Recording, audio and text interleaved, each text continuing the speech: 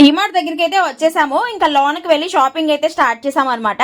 ఇంకా ఫస్ట్ చెప్పుల దగ్గరికి అయితే వెళ్ళిపోయాను. నేను డిమార్ట్ కి వెళ్ళినప్పుడల్లా ఖచ్చితంగా చెప్పులు అయితే చూస్తాను, ఏమైనా కొత్త రకాలు వచ్చినాయా అనేసి. నాకు కొంచెం సాఫ్ట్ గా ఉన్న చెప్పులే నేను వేసుకోగలనండి. ఎంత మంచి కంపెనీ చెప్పులైనా హార్డ్ గా ఉంటే వేసుకోలేను. ఇవి 99 రూపీస్ అంటే కొంచెం మెత్తగా బాగున్నాయి కదా అనిపించింది నాకు. వేసుకొని కూడా చూసే కానీ నా సైజుకి సరిపడా లేవన్నమాట, కొంచెం చిన్నవి అయిపోయినాయి ఇవి. కాకపోతే మెత్తగా ఉన్నాయండి. అవి 100 రూపాయలైనా 150 అయినా ఫస్ట్ నాకు సాఫ్ట్ గా ఉండాలి.